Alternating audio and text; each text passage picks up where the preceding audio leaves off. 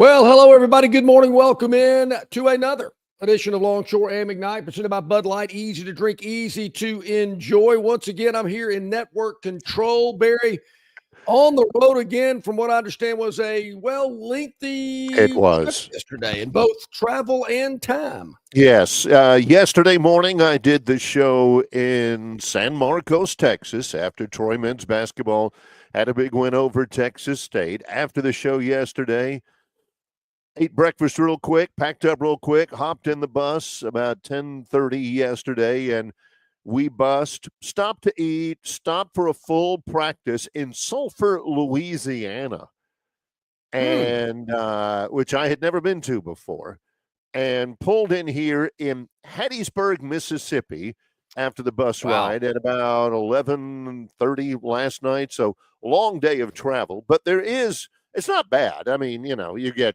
the bus is very nice, and it's all good.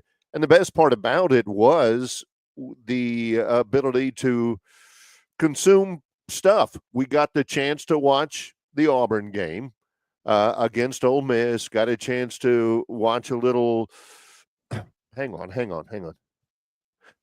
Can you text the Phantom and tell him we'll get him on in just a little while? Golly, the Phantom is blowing me up here. Phantom, Phantom, if you're watching, we're going to get you on. We have a designated time for the Phantom and his daily dog. Phantom, we'll get to you. Hang on, Phantom's saying. Yeah, what did Romeo and Julio Gallo say? I mean, come on.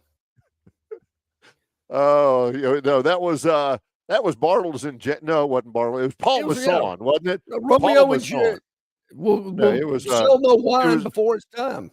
That was John Houseman who did that. I want to say it was Paul Masson. You're talking about Ernest and Julio Gallo. The only reason why I even know it was Ernest and Julio Gallo was because when I was in college, I went out with a girl for a little while who drank their wine coolers. Both Bartles and James and Ernest and Julio Gallo. So, yeah. So, it'll come up, Phantom, pretty soon. Hang on. Something about a half-court shot or something. No problem. Hopefully but we got a little chance to play with that as well. That'd be nice. we had a chance to watch the ending of that one as well. So, got to see a lot yesterday while we were on the road. And I got to tell you, at the beginning, when Auburn got started at home, going great guns, and they built something like a 22-point lead early against Ole Miss last night, and I thought, oh boy, this is going to be a rout.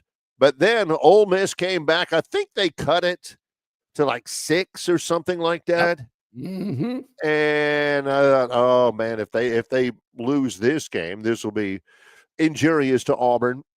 But in the second half, they outscored Ole Miss by 20, and Auburn scores 106 in regulation. They win by 30 yesterday over a good Ole Miss team. If Ole Miss had won, it had been their 20th win of the year, so they're no slouch themselves. Good team, yeah. And Auburn covered the 12.5. Very impressive by Auburn yesterday to get to 26-2. And to keep their significant lead in the SEC race. Auburn's boring me. After they started pulling away and got this big lead, I went, okay, I've seen this movie before. What else is on? Which is actually a good thing. When you're so good, you become boring. Yeah. Is that like Joyless Murder Ball?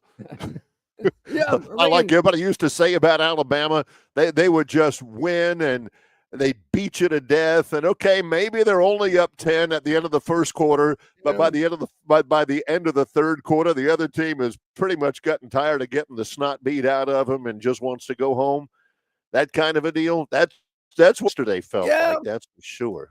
Yeah, and what I switched over to wasn't much more exciting. I'll get to that later in the program, but that's a good thing. This one's over. The little lady said, "You're not going to watch the game anymore." I went, "They've won. This is over." I've seen this before. Yeah, and got the usual eye roll and walk out of the room treatment. And I thought, what? I mean, Do you want to watch this? Come on. There's a TV in the bathroom. I mean, gee whiz. I'm with the little lady on that one. Don't you want to watch just to watch the games, watch the competition, watch the basketball? That's what I'm all about. It's the same reason why John would never watch a group of four versus a group of four in football. Why? Well, I mean, I just like watching the games. John's like, oh, the suspense is over. I mean, there's nothing. I mean, Auburn's going to win this because they want to win this game. In all fairness, I did the same thing the night before. You've got to be able to hold my attention. You got to be able to keep me engaged. And last two games just didn't do it for me. One of the best ways to do it is to play really sucky defense and to let the other team in. John says, oh, my gosh, how do they do that? That was terrible. This team is not destined to win anything. But secretly, he loves it. He's like, oh, man, if this game's close at the very end, boy, I'm going to rip into them tomorrow or whatever. Here's the problem, though. Again, in-state, teams are winning all over the place. South Alabama won last night. They've got 20 wins. Troy's at 19 and play tomorrow night. Auburn and Alabama well over 20 wins right now. Alabama scores 111 on Tuesday in regulation. Auburn scores 106 last night. You would think that John would be all over that. Man, look at all the scoring. Oh, another three-pointer. Yeah, pile it on and everything. But after a little while, John's like, another three? Yeah. Geez, they're already dead, there's not much you can do. I do know this, and we'll break it down a little bit more. Basically, all you need to know about Auburn is they choked the life out of Ole Miss. Denai Broom, 24 points, 9 rebounds in that game. Came close to another double-double. Chad Baker-Mazara had 22. Auburn was they were just really, really good in every way. And again, Ole Miss is a good team. So it's another push towards, towards a regular season championship at Auburn. Alabama is right behind. Still, you don't really know how good Alabama is until Robbie wakes up at 8:55 and packs about 5 chats into 5 minutes. So we'll get a feeling of that. But we'll also get a feeling of these two teams, John, because both of them have what looks like pretty tough road matchups coming up on Saturday. Should be challenging. At least I don't believe John will be turning off the TV and the little lady giving him the eye roll about giving up on this game. Because I think both Auburn's game at Kentucky at noon Saturday and Alabama's game at 3 at Tennessee. But unless I miss my guess, both of those should be pretty competitive games. Yeah, I think so. I like Auburn's chances a little more than I do Alabama's on the road on Saturday. I've seen Kentucky not look so good at times this year. I've yet to see Auburn not look good. Even in their 2 losses, they played well. Auburn will be a favorite in this game. Don't know what it'll be. We'll know that on Saturday morning, maybe late Friday. But that's the ABC game, a noon game. There used to be a time, Barry, where someone out there would really make a big deal, put a big emphasis if you were playing on an over-the-air network compared to a cable network. Yeah, but now even Major League Baseball is saying, we got to change things. Well, it's all streaming now, just like it's all ball pairings now. Yeah. So it doesn't really end up making a difference. Phantom, I'm telling you, we'll get to you, Phantom. Hang on just a moment. Come on, easy. Man, he is fired up about life. Also, other news of the day today, John, is the first day of the NFL Combine. Well, the actual on-the-field parts. We got a preview of it yesterday from C.J. Duncan of Yellowhammer. He wasn't at the Combine, but he's been through all of that. He played in the NFL. He had the pro days and stuff like that. The actual on-the-field stuff, I think, John, they're already done with the if you were a tree, what kind of a tree would you be? Portion of it. I hope they're all done where they get all the players out there in the big amphitheater in their boxer briefs and get the calipers out and measure their body fat and all the weight, what I like to call the Andre Smith portion of the whole deal.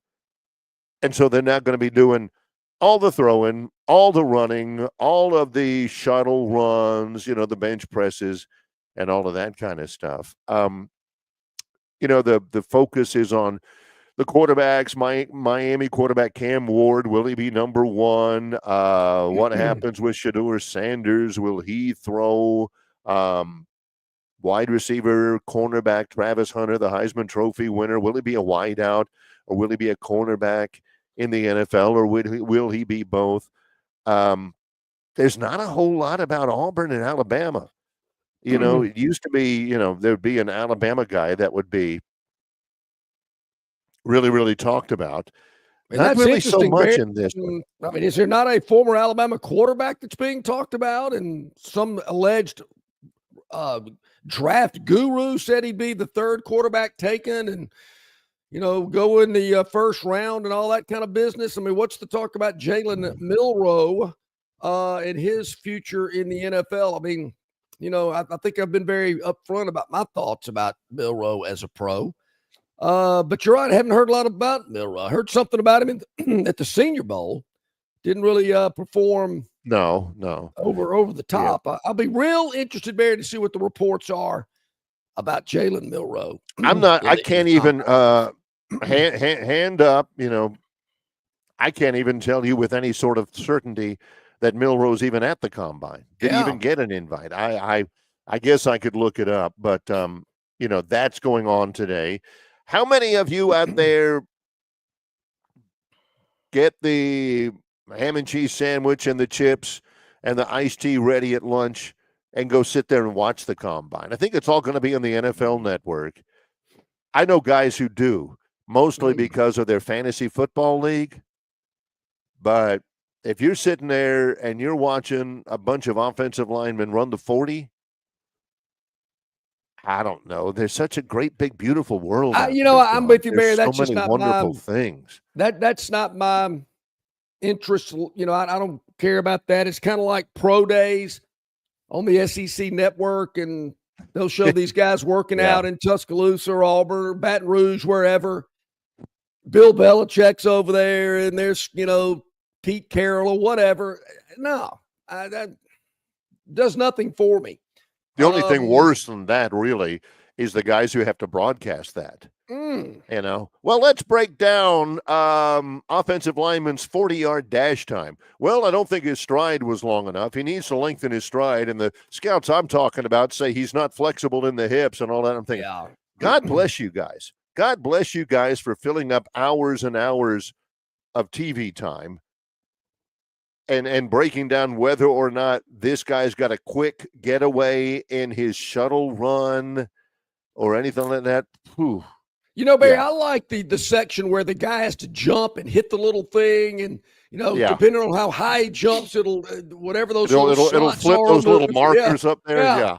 Like, can he get to that color? I don't know. I think he'll make it to the yellow, but I'm not sure he's going to make it to the green. I don't know. Yeah. That's a pretty big leap for big boy there. That's a lot of weight he's trying to get off the ground. I don't know, but the NFL scouts are going, okay, all right. Let me go. Okay, do they make book on that? I mean, if you got side bets in golf, you got one saying, "Hey, this big offensive guard, he didn't get to 9 feet 1. No way. Oh, I'll give you $50 that says he does. Come on, 9 feet 1, and he just touches it, and the guy's giving the yes. Think about it, Barry. I mean, you do that. You're a scout. You're going all over the country. You got to have something to keep it exciting. I got 20. Says big boy doesn't get to that high. Yeah. Okay, you're on. You got it. Yeah, got to keep it interesting. All right, we got a lot going on here this morning. When we get back, several interesting chats on our River Region Straw chat line. Yeah. And we're going to get to some of those and go over some of the input we've gotten there, because some interesting things that I do want to touch on. At the bottom of this hour, Jason Caldwell, Auburn Undercover, will join us. We'll go over Auburn's big win last night and look ahead to Saturday in Lexington. Rodney Orr, the Tider Insider, brought to you exclusively by the Destin Connection Seafood Market. A lot of great news out at Destin Connection. Going to be telling you about that here in a moment as well. And, of course, Bart Hyche. He'll join us at the bottom of the next hour. Might be a short visit today with Bart because he's in Birmingham for the high school playoffs.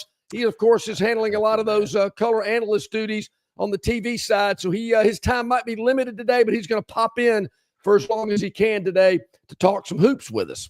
Also, the latest edition, I think, is out at Fox Nation of the Tides That Bind. Has anybody seen that yet? We got a lot going on here. He's John Longshore. He is at his network control. I'm Barry McKnight in Hattiesburg, Mississippi. We're underway with the Thursday show in association with Yellowhammer News. It's Longshore and McKnight, presented by Bud Light. Book tee time sooner. Save on every round. That's what you get with the 2025 RTJ Trail Card. Destination golf is closer than you might think. Buy a 2025 Trail Card and save every time you play. Plus, you will be automatically entered into the Trails Loyalty Program. Enjoy 10-day advance reservation privileges at each location. 11-day advanced internet tee times on rtjgolf.com and the RTJ app. Enjoy the benefits of a 2025 Trail Card. It makes for a great stocking stuffer, and you save on every round you play in 2025 on the Robert Trent Jones Golf Trail. In sports, if you think joy only happens after you win, think again. Look at the world's most successful athletes like Serena Williams, Brooks Koepka, and Alex Morgan. They don't spend all their days grinding away. They take time to enjoy themselves, like getting together with friends over a Michelob Ultra, because they know that happiness is the key to winning, and that joy is the whole game, not just the end game. Michelob Ultra. 95 calories, 2.6 grams of carbs. It's only worth it if you enjoy it. Enjoy responsibly. AB Michelob Ultra Light Beer, St. Louis, Missouri. Hey, folks, let's start 2025 off on the right foot at Stivers Ford in Montgomery, where you can get a 2024 Ford Bronco up to $10,000 off MSRP as low as $34,990. What about the popular Ford Escape? Well, you can get one as low as $24,990 and 1.9% APR for 66 months. You know, the Ford Explorer is what started the SUV craze back in the early 80s, and it's still going strong today. You can save up to $8,000 off MSRP as low as $33,990 and 1.9% APR for 66 months. But I know what you're asking me. John, what about the popular F-150, America's best-selling pickup for over 50 years in a row? Well, you can get a 2024 F-150 Crew Cab at 1.9% APR for 60 months or up to $15,000 off MSRP, plus no payments for 90 days. And they've got plenty to choose from. I've never seen as many cars and trucks on the ground at Stivers as they've got there today. Go by and see for yourself. 4000 Eastern Boulevard, Stivers Ford in Montgomery, where Price sells cars and trucks. Okay, back at it here today. Glad you are with us here on this beautiful Thursday. Of course, you know you can check us out at yellowhammernews.com. We're there live right now, and of course, they recap each and every afternoon about the program with some video content. YouTube, Facebook, Instagram, X, Spotify, so many ways to check us out. We really appreciate everybody hitting that like button, hit that subscribe button. It's good for the algorithm, they say. We really appreciate you being a part of that. Yes, the algorithm is everything here. So we're a slave to the algorithm. Mm-hmm. It needs to be a song title so we can put it up on one of our show titles. This is episode number 128 of the show, and we've had such great response, and we're deeply appreciative about that. We've had such, it's like Ethel Merman once said. She says, Broadway's been very, very good to me, but we've been very, very good to Broadway. We've worked hard making sure you get the content out there. Even, we're both very busy, and, we both done the show from different spots and everything. We kind of always have been taking pride in the fact that we give you something new and different just about every day. So yeah, that's deeply gratifying for us. Yeah, no question. Yes, no doubt. I echo those same sentiments. Yep. Barry, what was, in your opinion, what was Gene Hackman's best movie role. The legendary actor passed away. I understand he was 95 years old. Wow. 95. He had retired when he was 74. It's weird. He lived in New Mexico for all the years of his retirement. Evidently, he and his wife and his dog they were all found passed at their home in New Mexico. They don't suspect foul play. Wow. But he and his wife and his dog, I don't.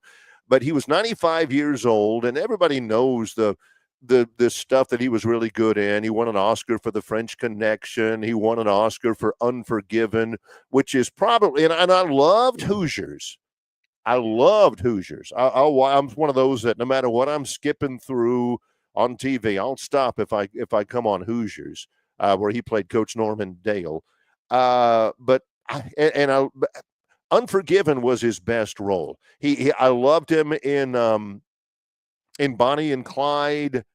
Can't remember the name of the movie, but that one with Kevin Costner, I think it's No Way Out was the name of it. That was really good in that one. If I had to go his best performance, I would have to say in Unforgiven. I loved that movie, although Hoosiers is right there with us. The most underrated one, Lex Luthor in Superman.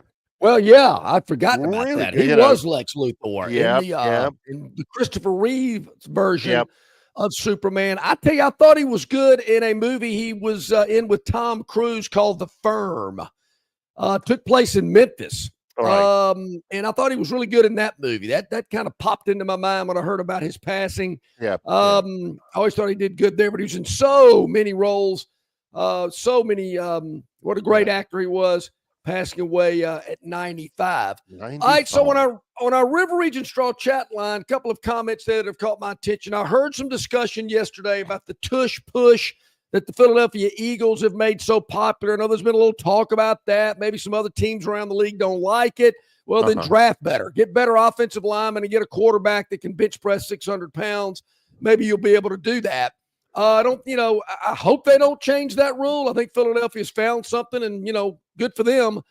But I also heard, Barry, they're considering having laser measurements for first downs in the NFL. Yeah. I'm kind of split on that because I've said in baseball they ought to do it because I've seen the strike zone seems to vary from game to game, from inning to inning. And I know that takes the human element out of it. Yeah. But I don't know if I want laser measurement for first downs in the NFL. If you watch if that trickles down, they're going to start doing it like in the preseason games and stuff. They'll measure the first downs with what's called Hawkeye technology. The chain gang will be there on the sidelines, but only as a backup. What's up with that? I mean, you're paying guys, those old tubby guys over there who are like retired rain gutter salesmen or whatever, and they're just standing over there. One of them's, eating a sandwich. Oh, wait a minute. The Hawkeye went out. Hang on. Let's run over there. Do you still have to stop play so, they could move the chains or whatever? They're just a backup. The officials will still spot the football between plays. I mean, they're not going to digitally spot it. It'll be the officials that are responsible for spotting it. All the new laser technology is going to do is tell you when they spot it, if it's a first down or not, which I guess is okay. But you watch. If that trickles down to football, sooner or later, John will refer to an Iron Bowl as the laser game instead of the chain link game, Oh, yeah. They had technology back in that day, wherever it was, in the early 90s, mid-90s, when Patrick Nix was the quarterback and Auburn got hosed on a measurement that would have been a first down on that final game-winning drive, then Auburn would have won another game in the Iron Bowl. But technology there'll be a laser game. Yeah, if technology would have been available, it would not have been the chain link game. Even though I don't think that would have been a first down either way. Oh, But sooner or later they'll have one at the baseline of the end zone, so we would never have had the Curtis Brown game, and all of the Alabama fans can stop yapping about, oh, he was in bounds. He was out big as day. Yeah, could have used one in up there in Happy Valley as well. When the Preston Gothard game. Yeah, yeah. Who wants that? Who wants all that? He was in. No, he was out. Well, the laser said he was in. All right, okay. That's what keeps the games alive. Yeah. He was out. He was in. Yeah. Did Daniel Moore have a print called the Inch for that game, the chain link game? No. Yeah. Did he? He might have. It was definitely more than an inch. Are you kidding me? Yeah, there is that as well. I'll go ahead and let the cat out of the bag on this one. Did anybody see the ending of that Maryland-Michigan State game yesterday? Whoa, wait a minute. A little early. Okay, man. All right. Well, yeah. You got to keep the audience waiting. Yeah, okay. It was a great ending anyway. A great day in intercollegiate basketball, certainly a compelling day. The Auburn game, it was a good game. It was, Auburn looked really good. As a matter of fact, the Aubs looked so good that John couldn't take watching how well the Aubs were looking, evidently, and he flipped the TV off early. They win by 30. Yeah. Their lead in the SEC is they got games tonight. Right now, their lead in the SEC is 2 games over Alabama. Florida's right there. And there's 3 games to go in the regular season. That one certainly helped Auburn as they get ready to go on the road on Saturday. Against the Kentucky team. We watched that Kentucky game last night as well, at least the ending. Kentucky got a late stick back, like in the final seconds. Guy just threw one off the backboard from like a foot and a half and among about 7 or 8 people, and it fell, and Kentucky wins it 83-82 with a last-second shot at Oklahoma. Kentucky, people talk about how bad their team is this year. They're 19-9. I have the same stance on that as I do about football fans who gripe that their team is 9-4. Kentucky's pretty good, and they're pretty good at home. Tough challenge coming up for Auburn. The Butler County Commodore Club, there's no correlation to the fact that I'm wearing my gold shirt and Vanderbilt wins at Texas A&M last night. What has happened to A&M? 84. What is A&M was kind of a hot team there for a while. Everybody was excited about them. Oh, this team could possibly, win the conference. It's like a week and a half ago. Well, they're right there. They went out or whatever. Maybe win every game but one. They got a chance. Man, they have just fallen apart. They've had some injuries. They've had that, and they've always been really good at scoring the basketball, but they had like a 5 or 6 minute span in the second half when they really needed a bucket that they didn't. Vanderbilt has a guy named Tyler Nickel. Who was it that Romy kept calling the Nickel? Anthony the Penny? He called him the Nickel. Yeah. Penny Hardaway. Thank you very much. I always get my Romy recollection. I still know my Romy slang. Kid for Vanderbilt, Tyler Nichols scored 21 points. He had 7 3-pointers in that game. Wow. Again, if I'm the coach, I am never allowing anybody against my team to get 7 3-pointers. I'm hacking him, I'm pushing him. I know you get 3 free throws and everything, but at some point, I'm putting somebody out on the arc against him, I'm sure. Whatever else may happen, but I ain't letting that kid hit another 3-pointer against us. And if you let him have one, I'm going to put somebody in the game who has some fouls to give that can stop him out there. So man, that's called the hatchet man. That's the guy you pull off the bench. You don't care if he fouls out. You pretty much tell him, go in there and disrupt this guy. And if you pick up 3 quick fouls in less than a minute, no big deal. So what? Because you're coming back to the bench anyway. I was that guy. Always I go to John for Jim Rome references and for strategy about being the hatchet man in football, because John knows, man. John knows. He knows I what that's think all I about. might still hold the record for picking up the most fouls in the shortest amount of time. Yeah. It's not that hard, I promise you. It's easier than you think. Yeah. All right, let's take a bottom of the hour timeout. When we return, our man Jason Caldwell, Auburn undercover, is going to join us. Big win for the Tigers last night as they prepare for a trip to Lexington on Saturday. It's an association with Yellowhammer News, Longshore and McKnight, presented by Bud Light. Why Hands? At Hands Heating and Air, you get this area's highest ranked service provider with 24-hour repair service, no overtime charges, and their same-day service guarantee.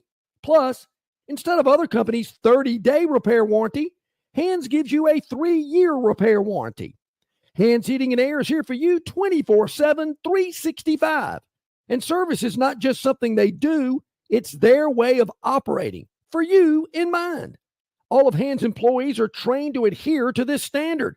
They work hard to ensure that this standard is maintained, and they are constantly looking for new ways to better serve you. Call Hands Heating and Air today at 508-5382. That's 508-5382, or find them on the web at 834hands.com.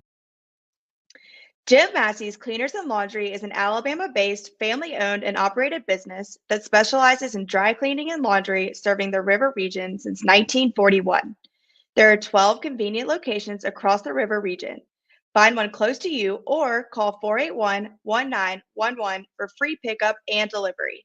For 83 years, Central Alabama has trusted Jim Massey's Cleaners and Laundry. You should too. Okay, we're back at it here on this Thursday, Longshore and McKnight, presented by Bud Light. Easy to drink, easy to enjoy. Hey, joining us now, as he does each and every Thursday during this time slot, our man Jason Caldwell, Auburn undercover. Hey, Jason, good morning. How you doing? I'm good, guys. How about y'all? Doing really well. I wanted to commend you for your Monday morning quarterback column at auburnundercover.com. It's always provocative, and you always learn something from it. And in that Monday column, Jason, you had mentioned that with the exception of the Missouri opener and comfortable wins over Mississippi State and South Carolina and that loss to Florida, every SEC game for the Tigers have been single digits inside the last few minutes. I hadn't realized that, and I'm sure a lot of your readers and a lot of our viewers and a lot of Auburn fans didn't realize it either. Wasn't the case last night, though. No, it wasn't. Hot start, and you're going to have to survive a run. No matter who you play in this league, normally somebody's going to answer back and kind of get into it. And Ole Miss did that, but Auburn was able to just distance themselves in the second half and play, I thought, one of their best games of the year last night. Good timing to be doing that as you get down the stretch, and that's the thing about it. I thought last night was really good game. Now, defensively, Ole Miss scored some points, but they can do that. But Auburn had 25 wins, one loss in this league, and the other one at Duke. And I thought, man, it's probably been a month since I've seen this team play what I think is a really good basketball game.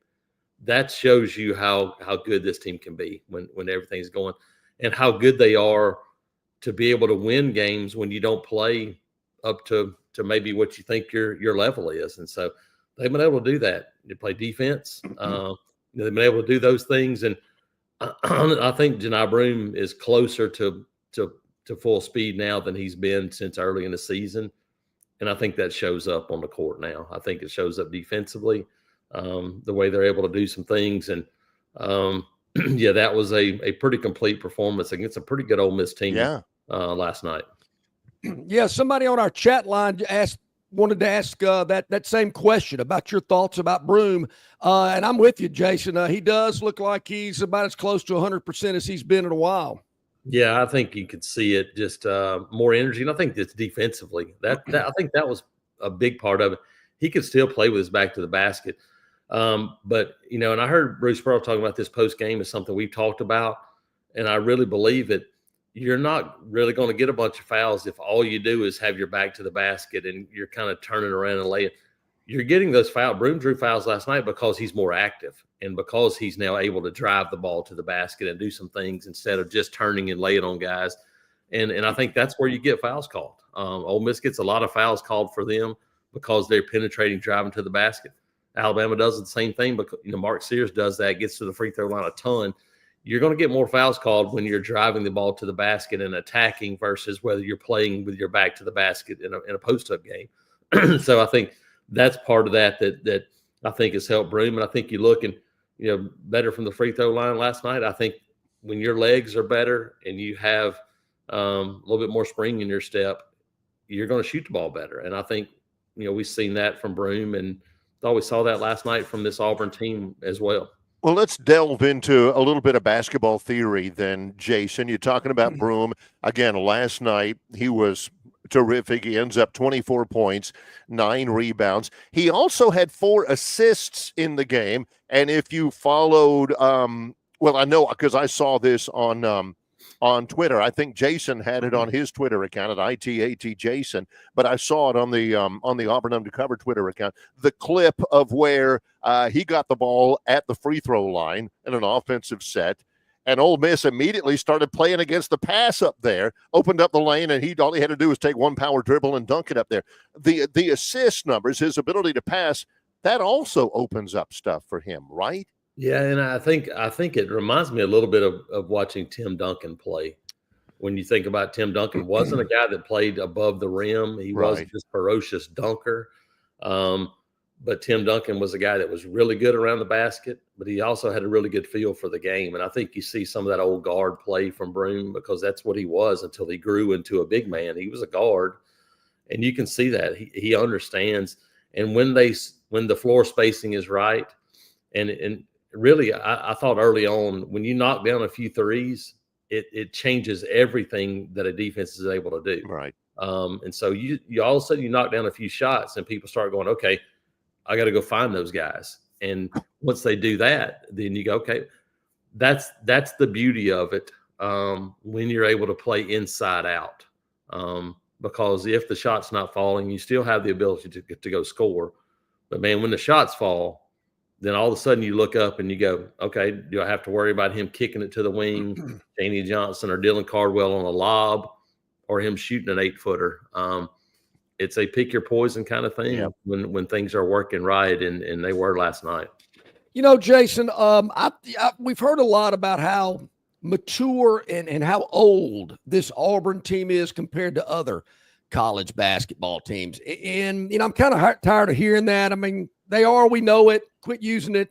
But so what? I do think, though, Jason, it could be an advantage to this Auburn team because the remainder of the regular season, then you got to go to Nashville. And there's a lot of this, do they really need to go 100% in Nashville? You don't want to leave it on the court up there because of the NCAA tournament.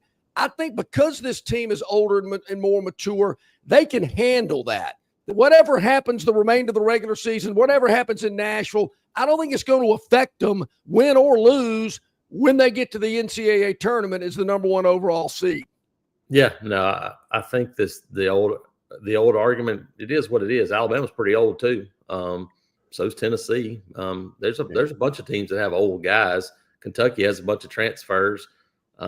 Arkansas. I mean, that's the world we live in now. If you're not old, you're going to be Rutgers. You're going to be at home. I mean, that's it. You can be as talented as you want to. If you don't have some old guys on the team, it's going to be really hard in basketball to win. And I think the same thing in football. I mean, it's hard to think about, true freshman quarterbacks and all these things. You look and it's transfers. It's a bunch of older guys on the line of scrimmage, and that's what I think you are. And so, you've been there, you've done it, you played, and I honestly think for Auburn, the most valuable thing is not necessarily the age. The most valuable thing this year was the schedule that they put together and said, look, we're going to go test these guys everywhere. You're going to Maui, you're going to play at Duke, you're playing Purdue, you're playing Ohio State. You got all these games that you have played to prepare you for the third season. Now you've made it pay off in the SEC season. Now will it pay off when you get to the postseason? And honestly, for this Auburn team, for Alabama, I don't know that the SEC tournament means one thing at all. The SEC tournament is going to be really important for someone. I just don't think it's going to be those teams. And so you point everything, towards finishing the regular season, trying to win an SEC championship, and then towards the NCAA tournament. Would you like to win the SEC, the double? Yeah, you would. But I don't think that's going to be on the minds of this team a whole lot as they kind of finish off this regular season. Quick appraisal, Jason, about Kentucky, their season and that challenge ahead on Saturday. Yeah, I watched a lot of that game last night too. Right. Them in Oklahoma. Obviously, Owe is a really talented guy. I still don't understand how Oklahoma just let him score every point the last 10 minutes of that game without doing something different, but they did. Kentucky can really shoot it. I still don't know how invested they are defensively, but you're getting back, especially from a point guard standpoint, one of your better players, and he made a difference last night. The biggest thing for Auburn is mentally. I mean, you hadn't won there since 1988.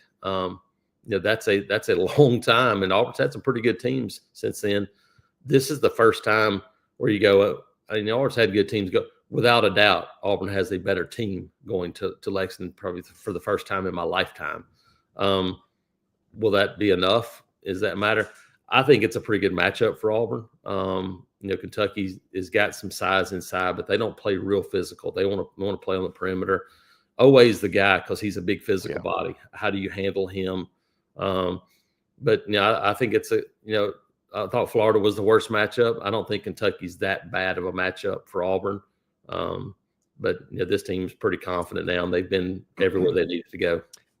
Speaking of Florida, what do you think about their game against Georgia earlier this week? I mean, they've scratched and clawed their way back, took a lead late, but man, to be down as big as they were and then to end up losing the game, that was a head scratcher. It shows you that in this league, no matter who you play, if they make some shots, then you're going to be in trouble. And Georgia made shots. They were, I think, 7 of 9 from 3 early on, and they built a big enough lead to hold on. If you just a couple of shots. If Blue Cane doesn't make that 3 with a minute left, you led by 26, and you probably lose by 6 or 7. Because if you don't make that shot, you're probably in trouble. But yeah, it just shows you. We saw them lose at home to Ole Miss earlier this year. If you're not good enough and somebody makes a few shots, then you can be in trouble. And Georgia made enough shots, and heck, that's a team with a lottery pick. We talk about Arkansas, team with a lottery pick. Texas probably has a lottery pick and lost at Arkansas last night. And Oklahoma may have a lottery pick. South Carolina might have they got a first rounder. You're talking about the bottom of this league. All have teams that are going to have guys that get drafted ahead of anybody on Auburn's roster. But it shows you the difference in having 10 or 12 good players versus 2 or 3 great ones. That 10 or 12 good ones is more important. Jason Caldwell is with us, auburnundercovered.com.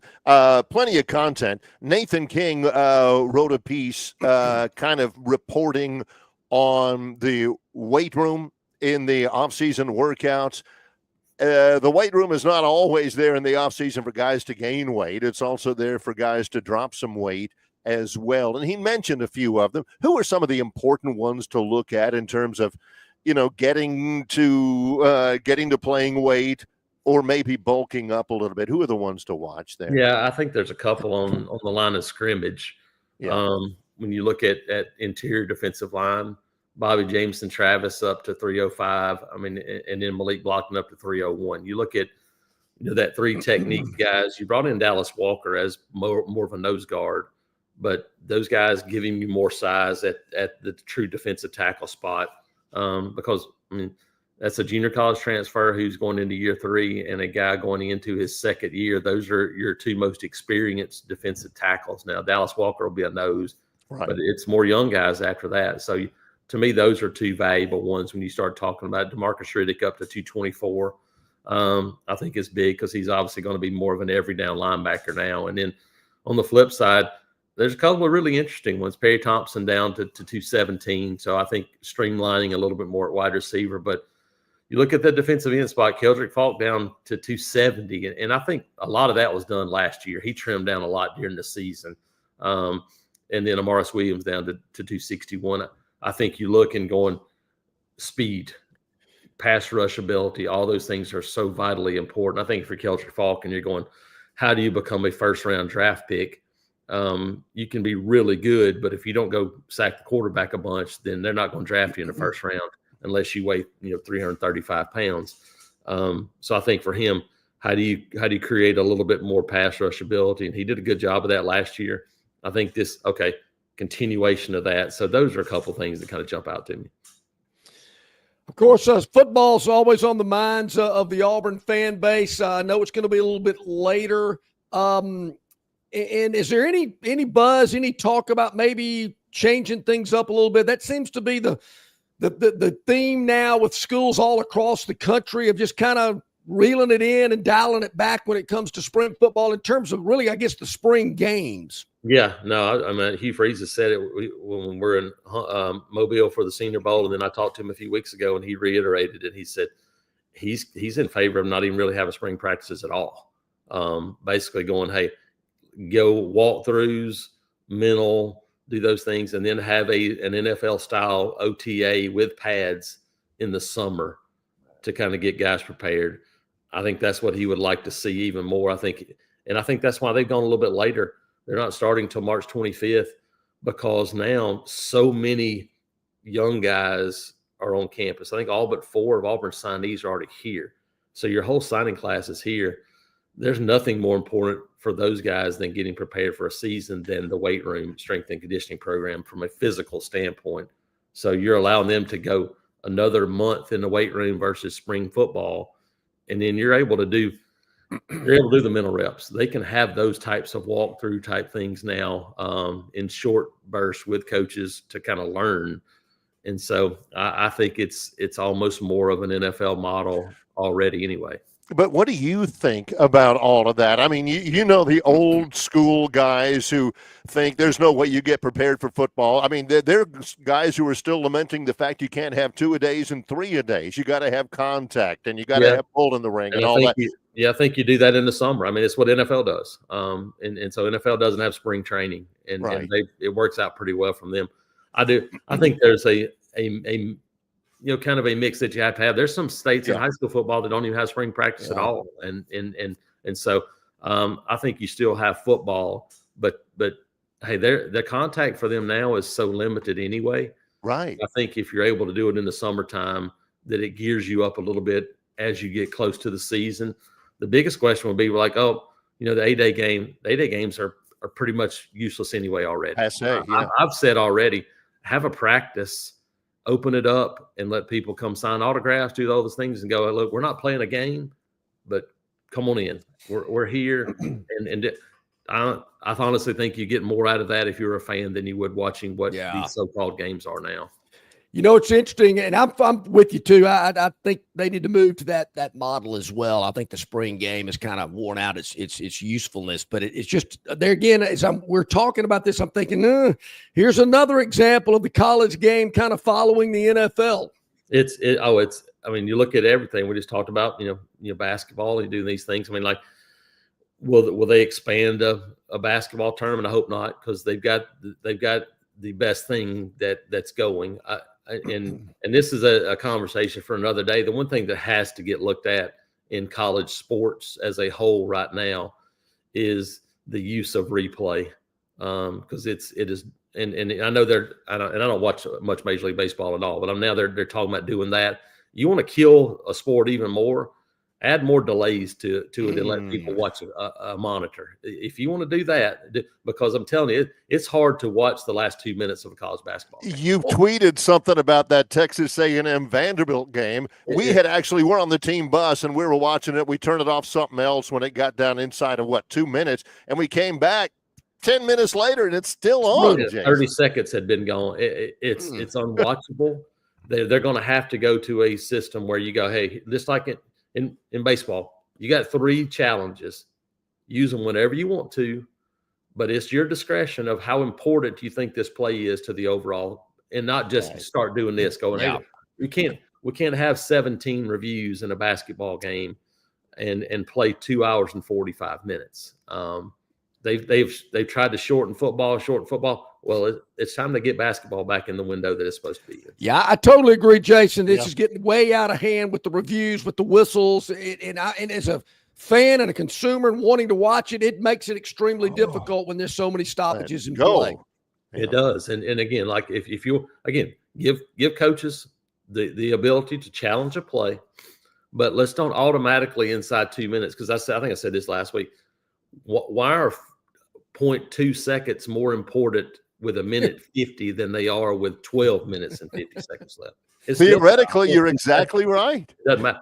So, hey, here's the thing. If that's that important to you, use your challenge. And if you win, you get to keep it.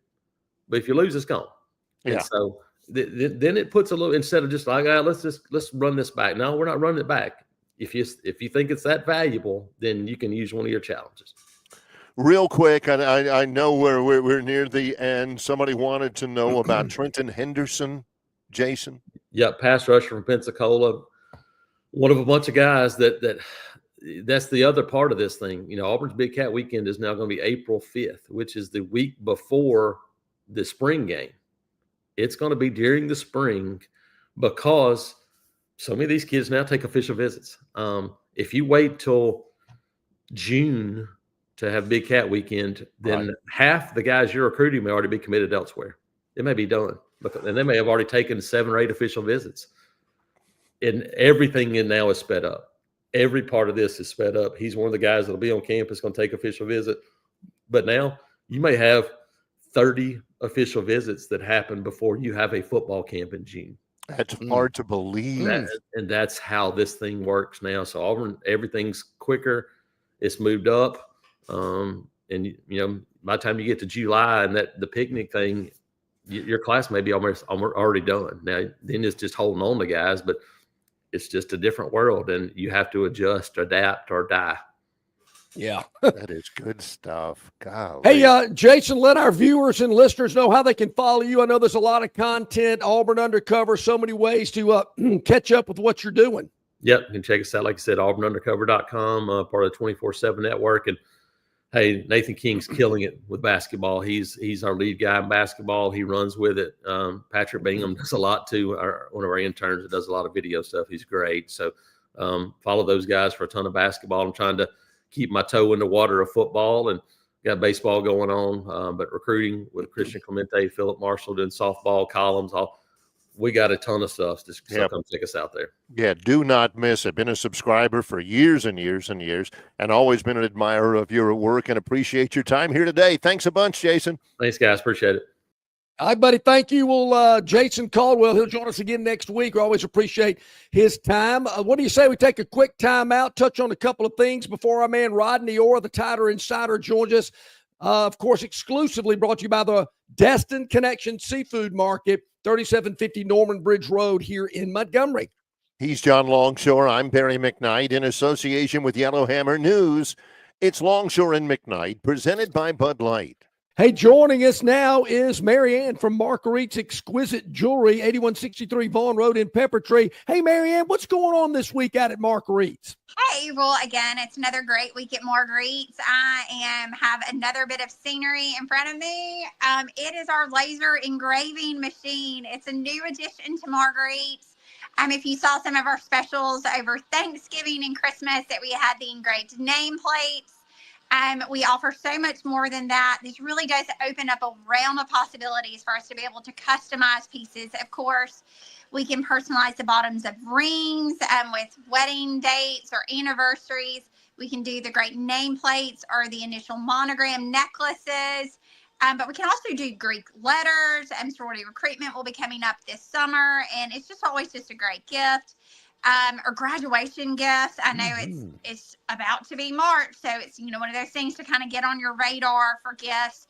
Cufflinks, you name it, we can do different vases or baby gifts. So this great piece of equipment, it's really big. It takes up like a huge portion of what used to be our break room, but we're just so excited about it, and we'd love to help you at Marguerite's personalize something for a gift. You know, beautiful jewelry items that are personalized, engraved, just mean so much more. And that's what a full-service jeweler does at Marguerite's Exquisite Jewelry. As I mentioned, 8163 Vaughn Road in Peppertree. And, Marianne, you're open 7 days a week, so give us those hours of operation so our viewers and listeners can come by and see you.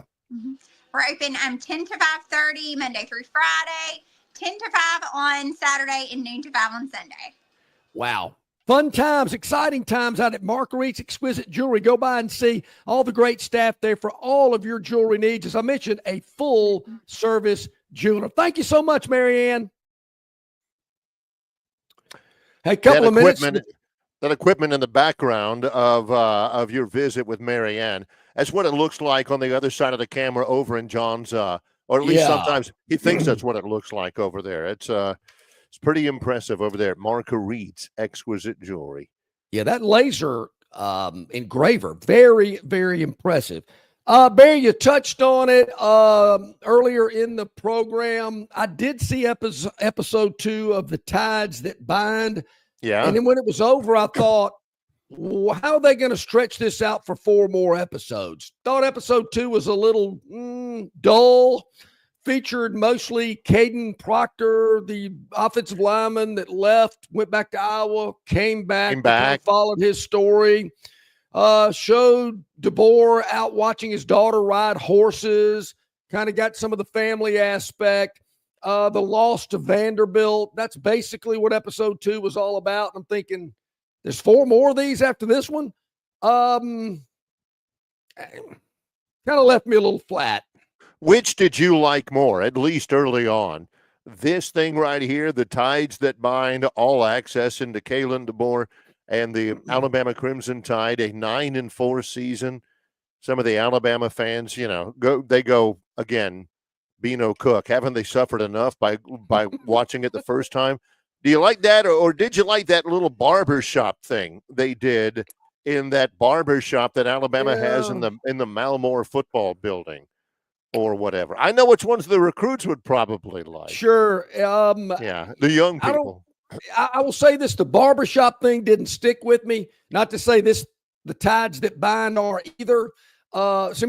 Things I can remember, like Julio stretching before practice and Saban walking by and go, H, you got anything for me?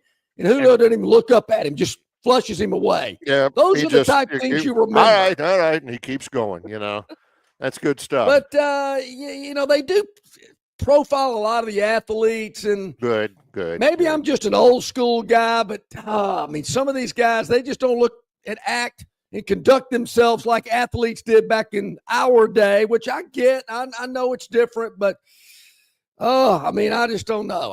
It's just not my cup of tea. I like the football aspect of it and the inside the locker room kind of stuff and the coaches getting a little animated. DeBoer does not. He's not that kind of guy, but some of his assistants certainly do. But I don't know. I feel like I've been down this road before, been there, done that, seen it, whatever. But hey, if you've watched it and enjoyed it, there are 2 episodes that have dropped, 4 more to go. We will see. Also, our man Brandon Marcello, he's been on our show many a time. Covered Auburn at one time, I believe, for maybe Auburn Undercover. For a good little bit, yeah. Yeah.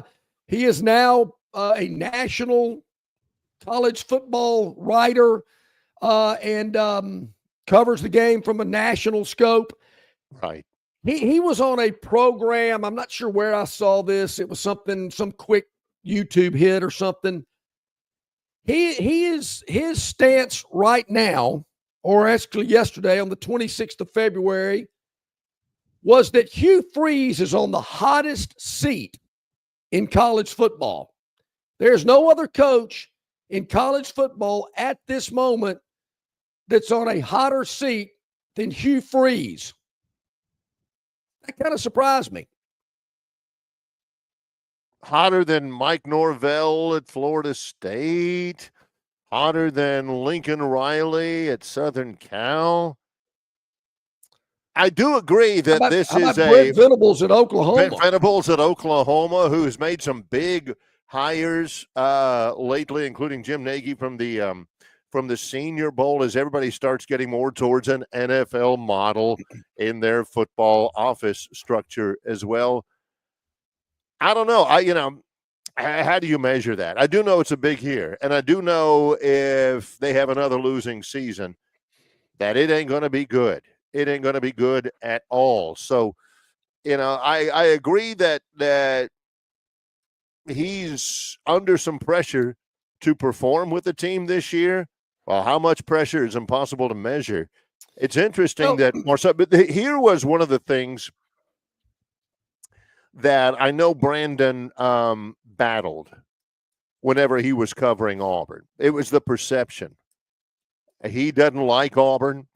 Why do and believe me, I heard from Auburn fans about him, and I like Brandon. I think he is a wonderful writer and does a really good job, and I had zero problem with him.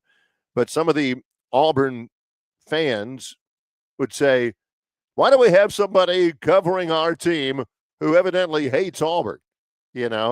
Because, he would say things like that. He would write things like that. And some of the fans, I think you've made the point before about whatever fan website it is, that those fans, when they pay their $9.95 or whatever, they don't want to hear all the bad stuff and all the questions and stuff. They want to know that things are good, and they want to get reassured about their team. And it indeed is the greatest program in college football. And even if it's not, that's what they want to read. So, he's always had the reputation of kind of tending towards that. But I don't think he's wrong. I do think Hugh Freeze is on a warm-ish. Yeah, and I thought it was interesting because he talked about how they went about building this roster. They've gone through the high school ranks the last 2 years. They've gotten that done and done well. Now they're kind of working on the transfers and filling some slots. Right. And that's going well. But the record has not been good. I mean, year 2 compared to year 1 was not as good. That didn't go over well. Can they get to 10 wins this year? Don't know, but they certainly don't need to go 7-5. So it'll be interesting. But I thought it was a guy that had covered Auburn for so long, and I was thinking of some other coaches as well. But and I respect Brandon as well. I think he does a great job. I always enjoyed him when he was at Auburn. I enjoy him as a national college writer as well. But that's a bold statement that he believes Hugh Freeze is on the hottest of seats in college football as of right now. Rodney Orr joins us as we open up our second live hour of Longshore and McKnight, presented by Bud Light. And we're talking about this, about subscribers to websites, Rodney, and how there are a certain number of fans out there who have expectations about the website and the ones they subscribe to. First of all, welcome in. We're glad you're along with us, Rodney. Yeah. Well, good morning, guys. I hope you're both doing well. Oh, we are fine. doing great. And quickly before we do get to you, I got to let everybody know, Rodney, that our man David Scott at the Destin Connection, I did not know this. I did not know there was a season. It is crawfish season, and spicy boiled crawfish are available at the Destin Connection through Saturday. Just stop by the market and they'll bag them up, whatever the amount you need. Live crawfish will be coming in tomorrow, so call ahead at 288-4272 to reserve your live crawfish. Also, all sizes of fresh Gulf shrimp and the best selection of fresh Gulf seafood arrives daily, 3750 Norman Bridge Road. It's the Destin Connection Seafood Market. Give them a call. Your order will be ready for pickup, 288-4272. Great to have their support of Rodney Orr's visit with us here on Longshore and McKnight. And we were talking about, the fans' expectations on the website. Do you run into fans who kind of strikes you that, man, anytime you try to be, honest about the team you're covering, in your case, Alabama, that some of the fans, even if the comments are proven to be true, they don't like it whenever you say something that may not be construed as relentlessly positive about your team and the direction the season's going, right? If I'm positive? Yeah, well, if you're not positive, if you say, well, this isn't going well, they need have help here, and people are saying, well, why in the world is, Rodney or whomever saying something like that about our team, everything needs to be positive. Do you ever run into that?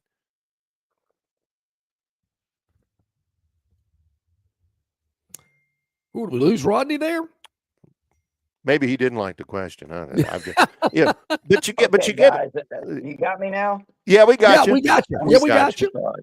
Yeah, no, I was saying certainly I've run into that. Over 30 years of doing this, and but at the same time, I do think too, John and Barry, and you guys know this, when you've been around for a while and you establish a track record of trying to be consistent and honest about what you see, then I think people there, again, a degree of respect, I think, for what you have to say. So, you guys, same thing. You don't just throw stuff out there.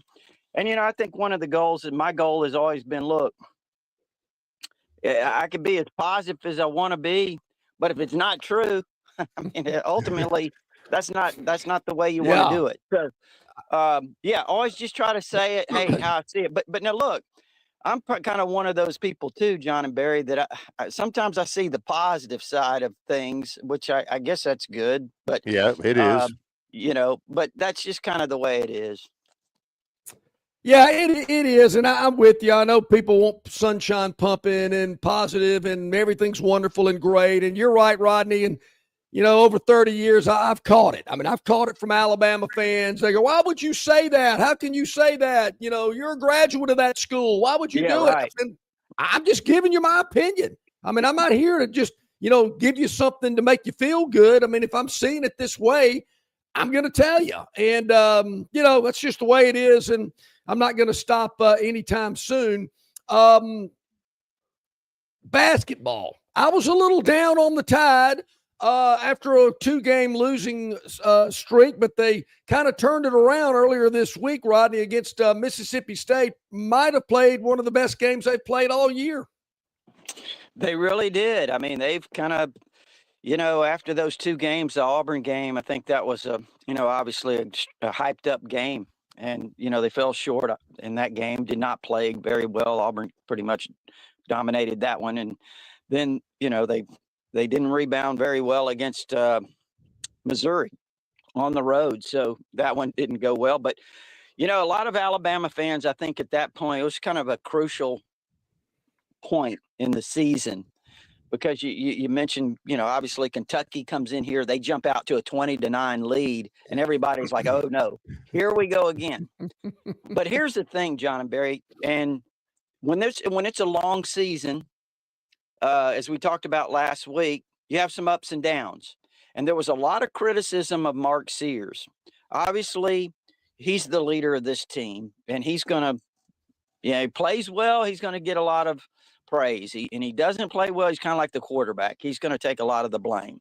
Right. And he was taking a lot of the blame, and I understand he probably wasn't playing at his best. But it's the same thing, just like for teams, for individuals. You're going to have some ups and downs, and he's really kind of sparked this team in those 2 games. And then he came back in this, in this last game, had a double-double. And how about Chris Youngblood? Yeah. There were I mean, you want to be honest? There were people on Tighter Insider saying he's bringing nothing. He's bringing nothing. Then he goes out and what does he do? Scores 27 points the other night. So, it's a team that's going to be interesting to watch. It's a tough schedule coming up with, Tennessee, Florida. You got Auburn again. So it's going to be real interesting to see how they finish out this regular season. Yeah, I think Youngblood brings an element of toughness, and you can make the point about, I don't care if it's football, baseball, or something. You got to have, and John's brought this up before, you got to have one guy out there, at least one, who he may not be the most talented, he may not fill out the stat sheet like others, although Youngblood's done a pretty good job of that. That just leads by the example of mental toughness and work ethic. You got to have a guy like that, and to me, that guy for Alabama hoops is Chris Youngblood. Rodney, do you remember back in the day, Joe Dean doing the SEC games, he would call a player like Youngblood a blue-collar worker. He'll mix it up with anybody. Yeah. Yeah, he's that. There's no doubt. He brings that toughness, as Barry said. And, they've got some mentally tough guys on this team. I think Yeah. Diabate is obviously in that, kind of category. And Sears too, for that matter. But you're right. I think Youngblood brings a little bit of that blue collar mentality. I don't know if we've asked you this yet, but I think we've addressed it at least a little bit. There was an interview done earlier this week online with Kalen DeBoer, basically expanding what seems to be a growing phenomenon among college football coaches is an admission that, the spring football game is not necessarily the best way to approach or to wrap up spring practice. He said they'll definitely modify the A-Day game in Tuscaloosa. Definitely going to change it. They're going to try to have some type of event around April the 12th, but it's not going to be a football game with the fans looking at both teams, opening up the whole playbook or anything like that. But yet, and John and I have been talking about this already, there are the old school guys who believe if you don't have 3-a-days and you don't have bull in the ring and you don't have up downs for 20 minutes every spring football practice, then you're not really getting the most out of it. Where do you stand on that, Rodney? Well, I think there's probably different ways to do it. I think probably what's going to happen, this is just a guess, is they're going to move more to what the NFL does. It's moving more and more to an NFL model and everything, it seems. And I think that's probably what they're going to do. They call them the OTAs that they have. I think they're eventually going to go to to a model where they're going to have something like that for the players, for the teams, and designated times where they will do their practices or whatever, leading into their August camp. So, but I think that's where it's going. And spring practice, the 8-day game, we know the tradition of it and all of that. And but I think I don't want to say necessarily A-days phasing out itself, but it's going to certainly be changed. And here's the thing. Here's what I think. People say, well, what does it mean to modify? I don't think, I certainly don't know 100% what that means, but I think we'll see some competitions out there with the players. I think we'll probably see 7-on-7 type stuff with the players. Now, again, the full scale pad scrimmage, no, that's not going to happen. We're not going to see the ESPN coverage of basically a game like we've seen in the past. And, I know that's hard to, for Alabama fans, especially because since 2007, you guys know that A-Day's always been special, but since 2007, it kind of took that next step, where it really became an event for Alabama fans. Boy, did it. No 93,000. doubt. Yeah. Rodney, of the early enrollees that are there, which one are you hearing is causing the most buzz? People are talking about, excited about. John, I'm hearing several, to be honest with you. Now, I don't know if they're going to go out there. Let me preface that. That's another thing. You have to be careful what you say. But now I'm not predicting these guys are going to go out and start immediately or anything, but I'm hearing some really positive things. Let me just say, overall, I heard the attitude in the off-season program, the winter conditioning program, strength conditioning, was extremely good. I mean, really good. And they feel very, very good about the attitude and some of the chemistry that's been developed as they head into spring practice. There's a level of excitement there right now over in the building that's they have a lot of optimism. So I will say, as far as your question, John, there's several. Let's start on the offensive line. There's a couple of guys, Jackson Lloyd, who'll probably get a lot of reps at left tackle. Because I think Caden Proctor's, I don't know if it's been officially announced or anything, but I think Caden Proctor will be very limited, if not be totally out of spring at left tackle. So watch for Jackson Lloyd. That's a name that keeps coming up to me. True freshman out of Carmel, California, was a 5-star according to some here, and he's extremely athletic. A lot of buzz about him. Michael Carroll, of course, is another offensive lineman originally from Pennsylvania, but played last season at IMG. He's a guy at guard, maybe compete for that left guard with Gino Vandermark and Cam Dewberry, the transfer from Texas A&M. That'll be something to watch. I think I'll say this, wide receiver. First of all, Derek Meadows is a true freshman, obviously from Las Vegas, Nevada. He's a guy, John and Barry, 6'5" plus. He may be close to 6'6". He was one of the top 300-meter guys, hurdle guys in the country last year. Ran it in 36, just over 36. That's pretty impressive. No kidding. He's a At guy 6'5", it is. Yeah, goodness gracious. Listen, he might not have even had to hurdle without his legs. I mean, but you know, here's the thing. I think he's probably farther along than what people think as a wide receiver. He's, you know, he had these raw skills, but so watch Derek Meadows and the transfer is Xavier Horton from Miami. Right. And again, he's not a freshman per se, but he is a guy that's a new player coming in. So watch those two. And then trying to think, obviously everyone wants to talk about Keelan Russell. He'll be in the competition. I still think Ty goes in number 1 in the spring with Keelan and Austin Mack. They're in the competition. There's a kid that hasn't enrolled early, but I'll mention his name too. The tight ends, Marshall Pritchett. Well, Marshall Pritchett is here, but and he's out of Georgia. He's a guy that I think eventually is going to be a really good player. And Caleb Edwards, 6'6", 240, still in high school out in California. He'll be here in June. He's averaging like 18 points a game right now in basketball and 9 rebounds. So that's a couple of guys. And then defensively, Deshaun Lee at corner. You just don't find many guys nearly 6'4" that can play corner. And Deshaun Lee's a guy that keeps cropping up. Ivan Taylor at safety is a guy that keeps cropping up. At inside linebacker, some guys that keep coming up are Abdul Sanders. He's another guy out of California, played at Mater Dei High School. Duke Johnson. Some had him a 5-star player out of Georgia, linebacker. You know, John and Barry, I heard he's already put on like 20 pounds since he got here in December. Good.